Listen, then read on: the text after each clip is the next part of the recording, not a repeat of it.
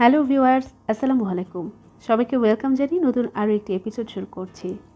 রমাদান special আজকের রেসিপিতে থাকছে ফ্রুট কাস্টার্ডের রেসিপিটি। সারাদিনের ক্লান্তি এক নিমিষে দূর করে দেবে ঠান্ডা ঠান্ডা এই কাস্টার্ডটি।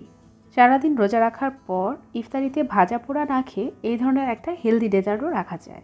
চলুন তাহলে রেসিপিটি শুরু করি। কাস্টার্ড তৈরি করার জন্য প্রথমে একটা হাঁড়িতে আমি নিয়েছি 3 কাপের মতো তরল দুধ। তার মধ্যে দিয়ে দিয়েছি হাফ কাপ থেকে কিছুটা বেশি পরিমাণে চিনি, সাথে আরও দিয়ে দিয়েছি 1/3 কাপের মতো গুঁড়া দুধ। আর গুঁড়া দুধটা অবশ্যই দেওয়ার চেষ্টা করবেন, এতে করে টেস্টটা কিন্তু খুব ভালো আসে। এবার আমি চুলার ফ্লেমটা অন করে দিচ্ছি আর সমস্ত কিছু নেড়েচেড়ে ভালোভাবে মিশিয়ে নিচ্ছি। গরম দুধের মধ্যে গুঁড়া দুধ দিলে অনেক সময় দলা পাকিয়ে যায়, ভালোভাবে মেশানো যায় না, সেজন্য আমি আগেই সব কিছু খুব ভালোভাবে মিশিয়ে তারপরে চুলাটা জ্বালিয়ে দিয়েছি। দুধের মধ্যে বলক চলে আসার পরে আমি এটাকে নেড়েচেড়ে জাল করে নেব 7 থেকে 8 মিনিটের মতো। দুধটা এর থেকে বেশি ঘন হওয়ার প্রয়োজন নেই। এবার একটা ছোট কাপের মধ্যে আমি 4 টেবিল চামচের মতো কাস্টার্ড পাউডার নিয়েছি। এটা ভ্যানিলা কাস্টার্ড পাউডার, এর মধ্যে কিন্তু ফ্লেভার অ্যাড করাই আছে। এর মধ্যে আমি দিয়ে দিচ্ছি প্রায় 3 টেবিল চামচের মতো পানি। এবার একটা চামচের সাহায্যে খুব ভালোভাবে নেড়েচেড়ে মিশিয়ে নেব। কাস্টার্ড পাউডারটা কিন্তু নিচ থেকে একটু দলা পাকিয়ে থাকতে চায়, সহজে মিশতে চায় না, সেজন্য খুব ভালোভাবে নেড়েচেড়ে মিশিয়ে নিতে হবে।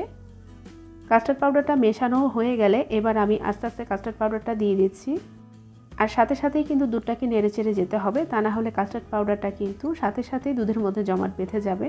আর এটা সবচেয়ে ভালো হয় সেটা হচ্ছে এক হাত দিয়ে অল্প অল্প পরিমাণে কাস্টার্ড পাউডারটা ঢালতে থাকবেন, আরেক হাত দিয়ে এই দুধটাকে নাড়তে থাকবেন।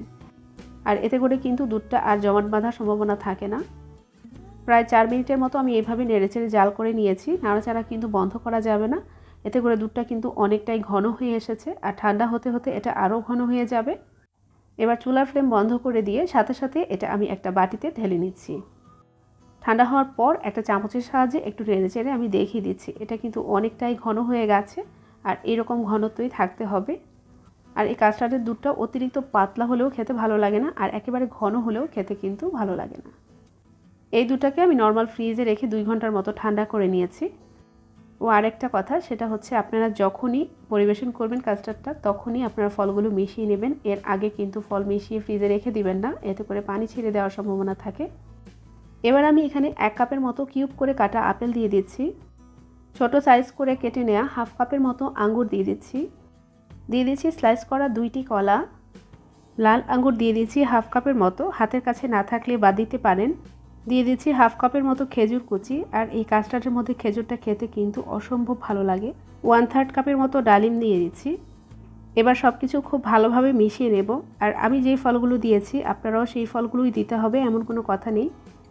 আপনাদের হাতের কাছে যেরকম ফল থাকবে আপনারা চাইলে সেটাই দিতে পারেন, তবে মিষ্টি আর নরম টাইপের ফল দেওয়ার চেষ্টা করবেন। যেহেতু সারাদিন রোজা রাখার পর ইফতারিতে এই ডেজার্টটা খাওয়া হবে, যার কারণে আমি অনেক প্রকারের ফল দেওয়ার চেষ্টা করেছি। ক্রিমি এই দুধের টেক্সচারের মধ্যে ফলগুলো খেতে কিন্তু অসম্ভব মজা, আর এটা কিন্তু ঠান্ডা খেতেই ভালো লাগে। ডেকোরেশনের জন্য আমি কিছু টুটি ফুটি ও ডালিম দিয়ে সাজিয়ে নিচ্ছি। আর এই গরমে সারাদিন রোজা রাখার পর এমন একটা হেলদি ডেজার্ট ইফতারিতে রাখতে পারেন, ছোট বড় সবাই পছন্দ করবে আশা করি। আবার এই ভিডিওটি যদি আপনাদের ভালো লেগে থাকে কিংবা কাজে লেগে থাকে, তাহলে অবশ্যই চ্যানেলটাকে সাবস্ক্রাইব করে পাশেই থাকবেন। পাশে থাকা বেল আইকনে ক্লিক করে রাখবেন, এতে করে নতুন নতুন নোটিফিকেশন আপনারা সব পেয়ে যাবেন। আবারও দেখা হবে নতুন কোনো রেসিপিতে ইনশাআল্লাহ। আজকের মতো এখানেই বিদায় নিচ্ছি। আল্লাহ হাফেজ।